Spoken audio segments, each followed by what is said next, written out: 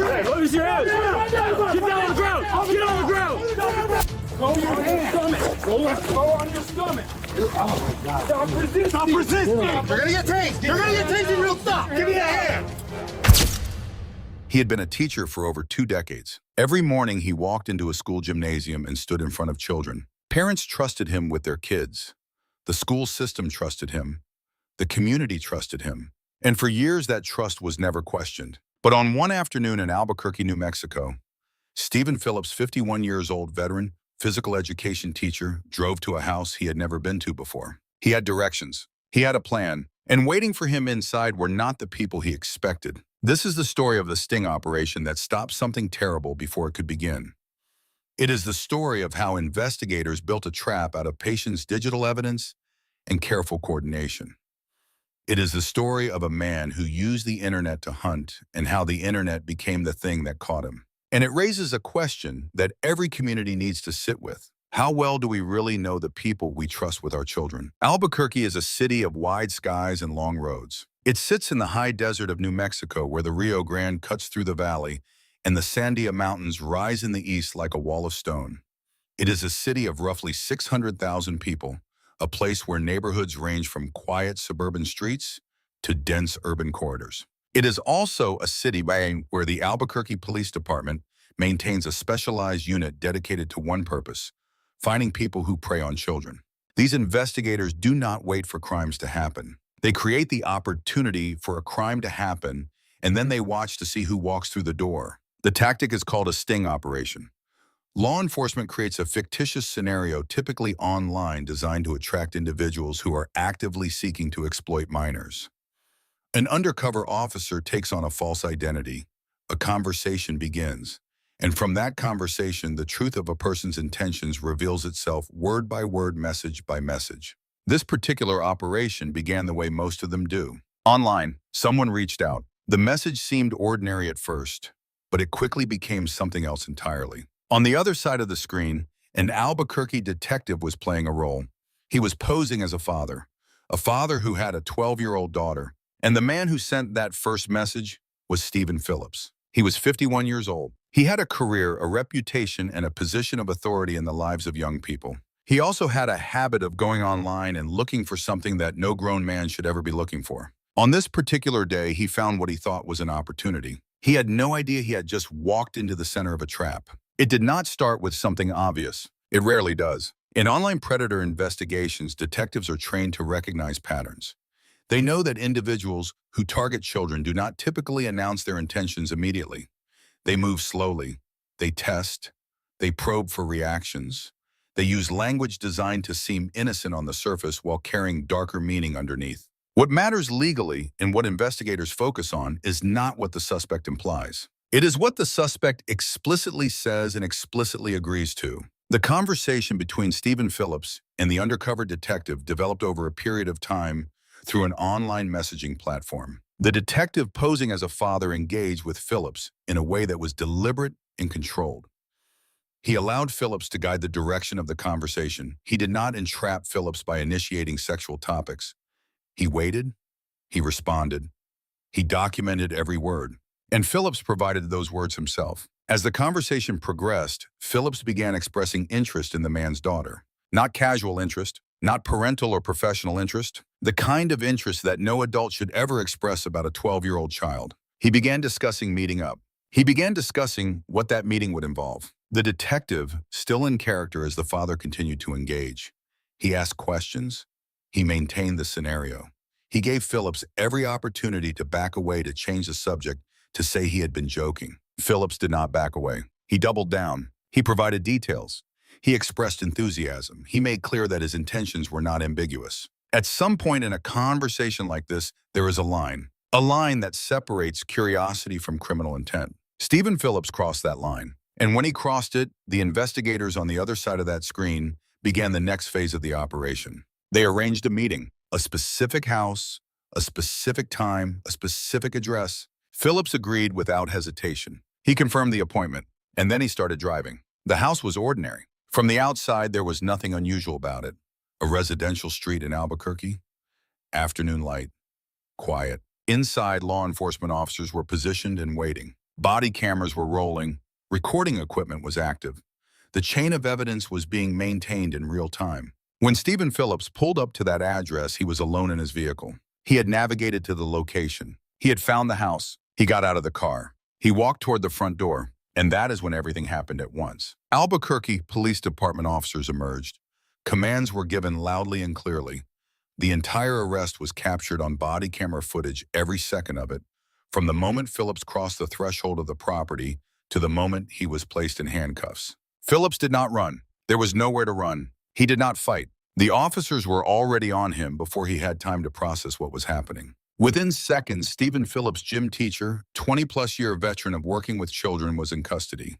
His hands were cuffed behind his back. The house he had driven to for the purposes he had agreed to online was not what he thought it was. There was no father. There was no daughter. There was only law enforcement. And there was the evidence of everything he had said and everything he had done to get himself to that front door. The arrest itself lasted less than a minute, but the consequences of that minute would reshape the rest of Stephen Phillips' life. What happened next in the interrogation room revealed something even more unsettling than the arrest itself. Once a suspect is taken into custody in an operation like this, the process moves quickly. Phillips was transported.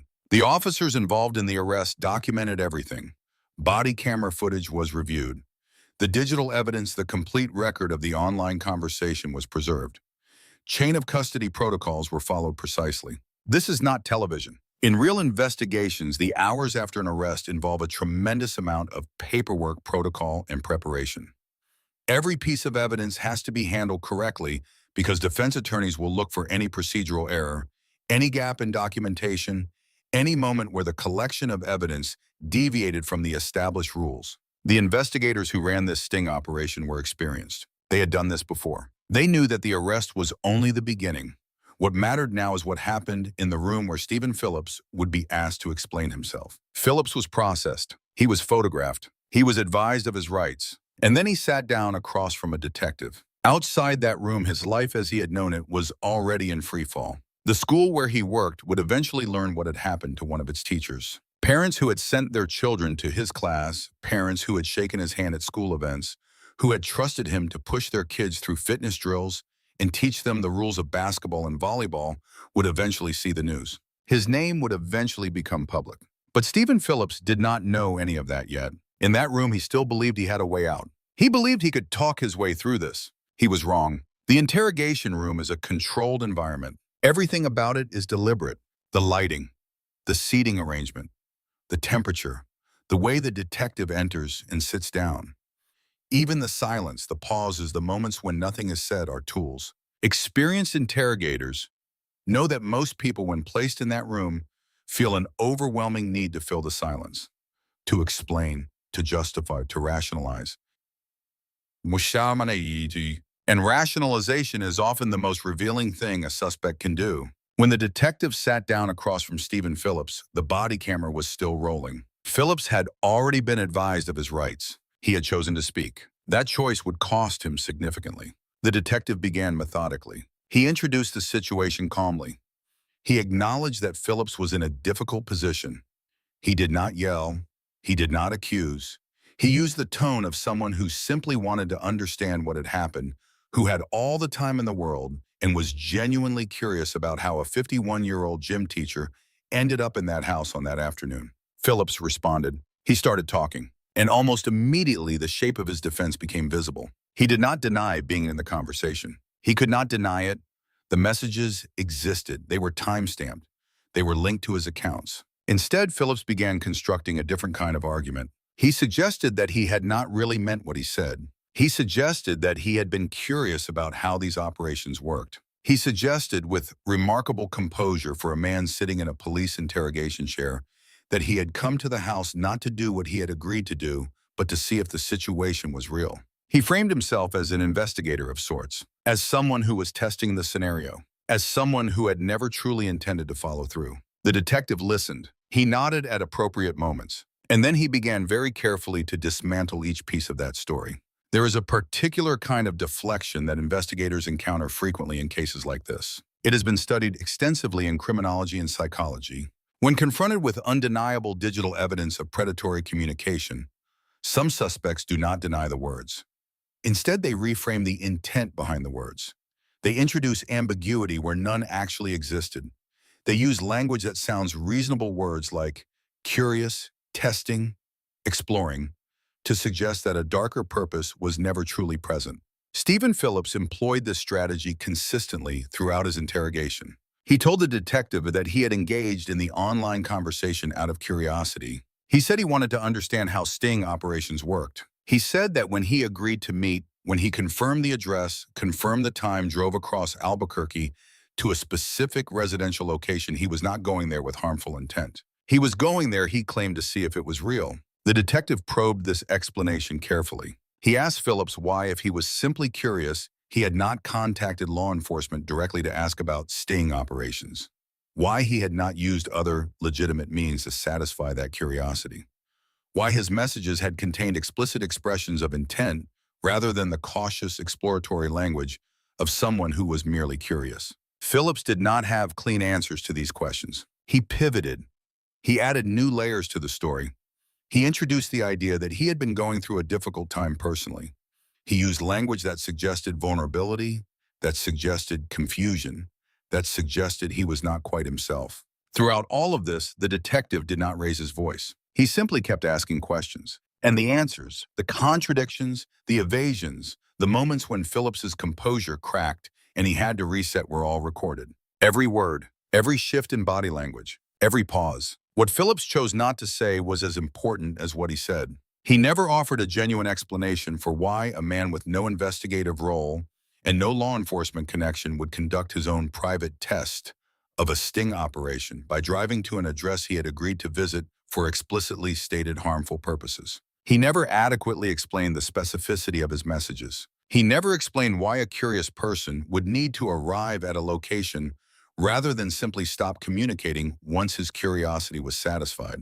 The story he told did not hold together, and the detective knew it. The case was already building itself around the evidence that already existed. The interrogation was adding to that evidence in ways Phillips did not seem to fully grasp. The investigation outside that room was simultaneously piecing together everything else that would eventually be used against him. Sting operations do not rest entirely on what happens in the interrogation room. By the time a suspect sits down across from a detective, the core of the case is often already assembled. The digital evidence in a case like this is extensive. Every message sent through an online platform generates metadata, timestamps, IP addresses, device identifiers, account registration information.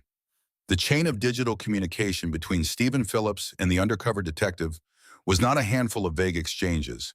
It was a documented record of escalating specific explicit communication that established intent beyond any reasonable ambiguity. Investigators working cases of this nature are trained in digital forensics. They know how to preserve evidence from online platforms in ways that are legally admissible. They know how to document the progression of a conversation, not just the most egregious moments, but the entire arc, showing how one message led to the next, how Phillips guided the conversation in specific directions, how he confirmed and reconfirmed his intentions at multiple points. The drive to the house was itself a piece of evidence. Phillips had not stumbled upon the address. He had received it. He had confirmed the appointment. He had navigated to the location. His physical presence at that specific address at that specific time was consistent with one thing and one thing only: the intent he had expressed in the messages that preceded the meeting. Defense attorneys in cases like this often challenge the sting operation itself. They argue entrapment. Entrapment, in legal terms, is a specific concept. It does not mean that law enforcement created an opportunity for a crime. It means that law enforcement induced someone to commit a crime they would not otherwise have committed. The distinction is critical.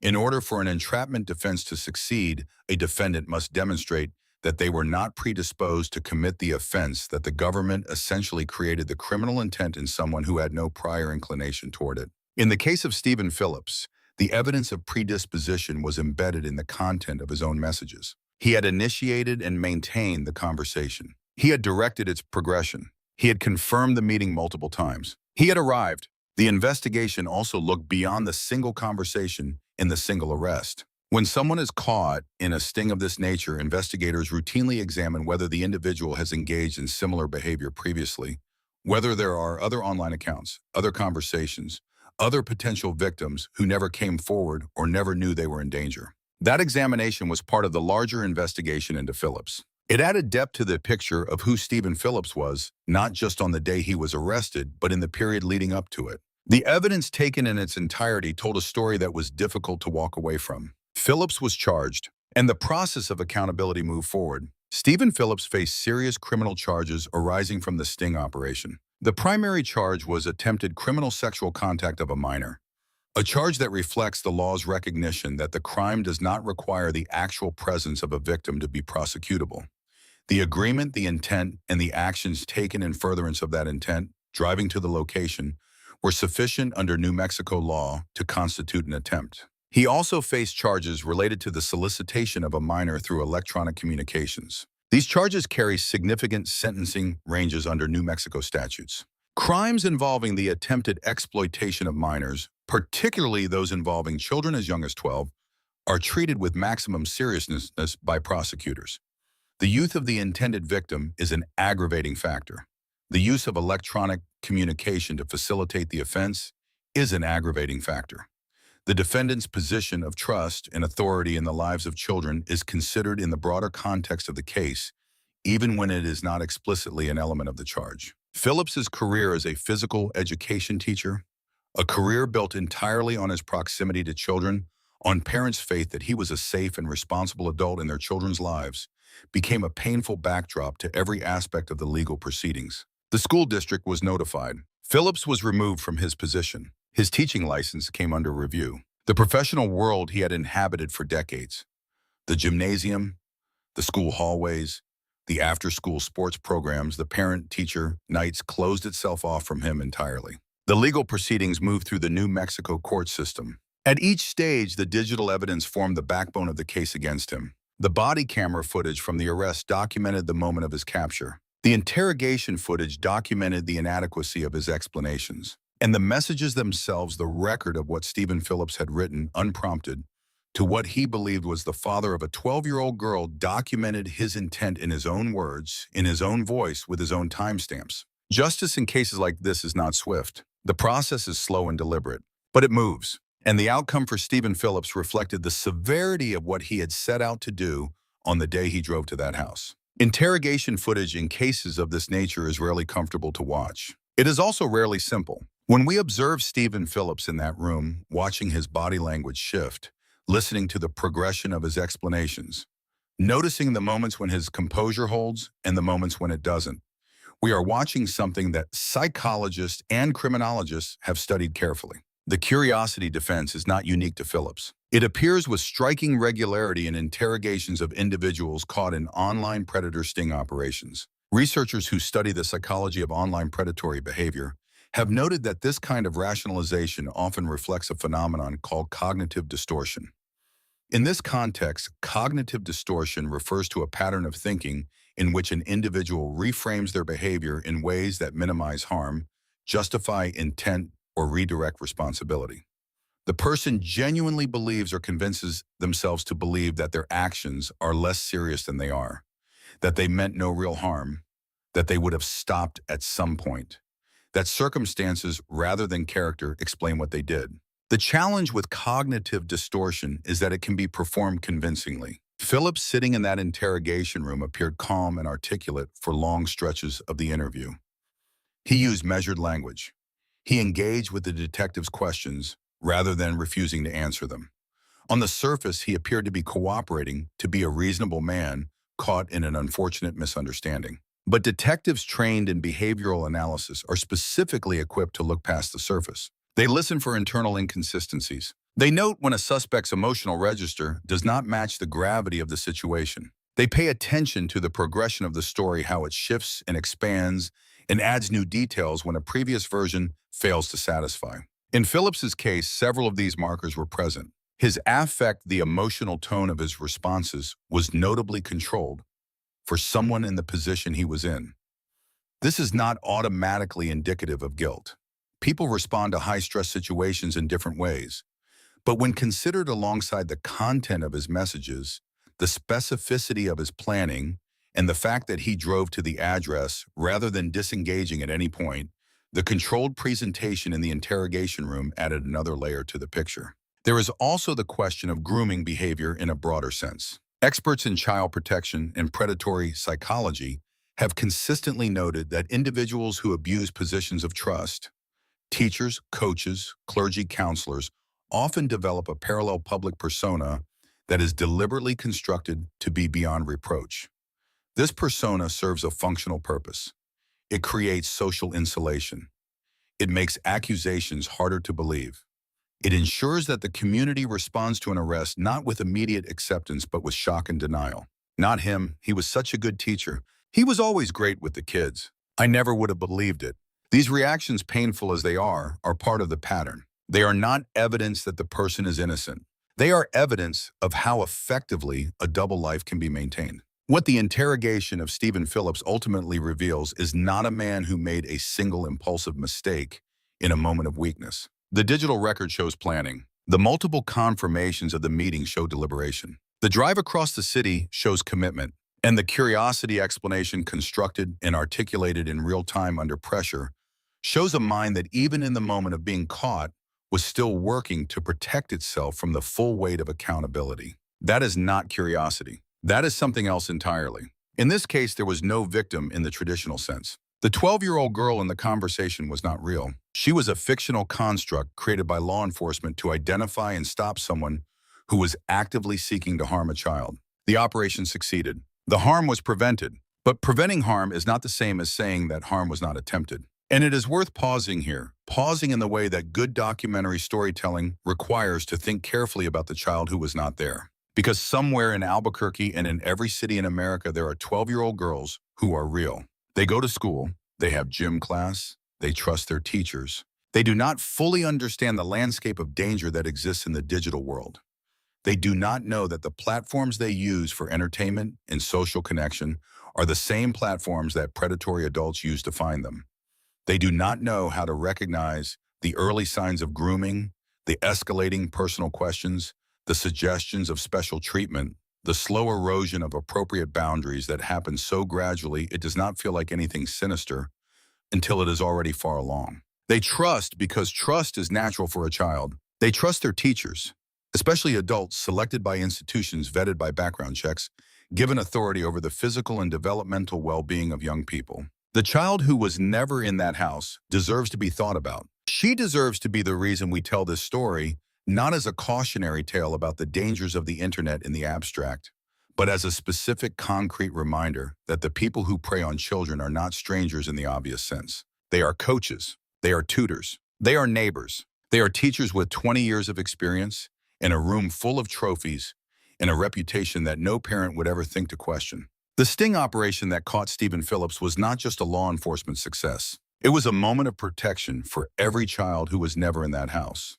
For every 12-year-old who woke up that morning and went to school and came home safe and never knew that somewhere across the city, someone had been planning to hurt someone exactly like her. That child is the reason this work is done. That child is the reason this story needs to be told. Every time a sting operation like this results in an arrest, the public response follows a familiar pattern.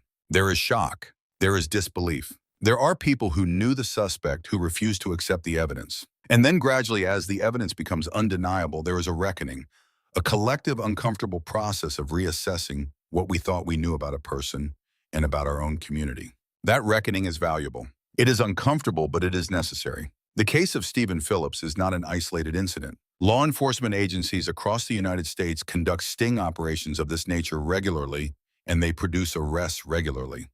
The Albuquerque Police Department alone has run multiple operations targeting online predators in the years preceding and following the Phillips case. The pattern is consistent. The targets come from all walks of life, all ages, all professional backgrounds, all income levels. There is no reliable demographic profile of a predator that allows us to look at a person and confidently say that person is not a threat. What the research does tell us is that predators frequently gravitate toward positions that provide legitimate, socially sanctioned access to children. Education is one of those fields. Coaching is one of those fields. Youth ministry, tutoring, childcare mentorship programs. These are all fields that provide cover for individuals who are motivated to find proximity to children. Most people who work in these fields are exactly what they appear to be, dedicated, caring professionals who have chosen their work out of genuine commitment to young people. But the existence of that majority does not eliminate the minority. The existence of trust does not eliminate the risk. What the Phillips case tells us practically is this. First, trust is not the same as verification. Trusting someone because they have worked in a school for 20 years is not the same as knowing that person is safe. Background checks have limits. Professional credentials have limits. Community reputation has limits. The only thing that has no limit is the willingness to remain vigilant and to take warning signs seriously, especially when the person displaying those signs is someone we thought we knew. Second, the internet does not lie, but it does conceal. The conversations that Stephen Phillips had online were invisible to the people in his professional life. They were invisible to his colleagues. They were invisible to parents. They existed in a private digital space that felt to Phillips like a space without consequences. He was wrong. But the instinct that led him to believe he was operating without scrutiny is the same instinct that makes this kind of behavior so dangerous and so persistent. Children who are targeted online are targeted in that same space of perceived privacy. Teaching children about digital safety is not a one-time conversation. It is an ongoing process that needs to evolve as the platforms evolve. Third, sting operations work. They are controversial in some quarters, and they are not without their procedural and ethical complexities. But the evidence from cases like this is clear. By creating the opportunity for a predator to act on their intentions and then catching them in the act, law enforcement is preventing real harm to real children. The argument that someone might not have followed through is precisely the kind of argument that Phillips himself made in the interrogation room. The digital record and his willingness to drive across a city to an unknown address are a compelling answer to that argument. Fourth, when institutions discover that someone in a position of trust has engaged in this kind of behavior, the institution's response matters. Swift removal, full cooperation with law enforcement, and transparent communication with the community are not just procedurally correct responses, they are morally necessary ones. The school district's response in the Phillips case is worth examining as a model for how institutions should handle these situations, not as a judgment on any specific administrator's choices, but as a reminder that protecting children requires institutional courage as well as individual vigilance. The broader social lesson of this case is not that we should distrust every teacher or every coach. It is that we should understand that trust, however reasonable, requires a foundation of ongoing accountability. And that accountability cannot rest entirely on institutions. It requires all of us. Stephen Phillips drove to a house on an ordinary afternoon in Albuquerque, New Mexico. He had made his decision. He had made it over the course of many messages on many occasions across a digital conversation that left no room for misinterpretation. He had confirmed it, reconfirmed it, and then physically acted on it. He drove through the streets of his own city, the city where he worked, where he was known, where he had spent decades standing in front of children with the full trust of their parents. And he drove to that address with a purpose that he would spend the next several hours of his life trying to explain away. The officers waiting for him did not allow the explanation to become the story. The evidence did not allow the explanation to become the story. What became the story instead was the arrest, the interrogation, the case, the accountability, and the quiet, crucial truth at the center of all of it, that the 12-year-old girl he thought he was going to meet was never there. And because she was never there, something that could have been devastating never became real. That matters. That is worth saying out loud. The people who run operations like this, the detectives who spend hours in character building false personas and maintaining the psychological endurance required to sit across from someone like Stephen Phillips and ask questions with a steady voice, they are doing something that is unglamorous and often invisible. They do not stop crimes that have already happened. They stop crimes that are about to happen. They stand between the predator and the child in the digital space where that confrontation is quietly taking place, and they pull the predator into the light. That work is necessary. That work saves lives. Before we close, there is one question worth leaving with. Stephen Phillips spent more than 20 years in a career defined by access to children. Every year of those 20 years, there were children in his gymnasium. Parents who dropped them off. Parents who picked them up. Parents who never thought to wonder. We do not know the full scope of who Stephen Phillips was before the day he was arrested. The investigation looked for answers. But some questions in cases like this do not get complete answers. And that incompleteness, that uncertainty about what came before the day the camera started rolling, is part of what makes this case so difficult to sit with. To every parent watching this, your instincts matter. Your questions matter. The conversation you have with your child tonight about who they talk to online and what they should do, if that conversation ever makes them uncomfortable, matters more than you may realize. And to every educator, every coach, every person in a position of trust with children, the trust that has been extended to you is not a right. It is something given in good faith by people who are choosing to believe in you. Protect it. If you are struggling with something you cannot explain with impulses you know are wrong, there are resources, there are hotlines, there are ways to get help before a decision gets made that cannot be undone. The door to accountability does not only swing one way. And for those who are willing to walk through it before harm is done, there is still a different kind of story to tell. Stephen Phillips did not walk through that door. He drove to a different one, and when it opened, it was not what he expected.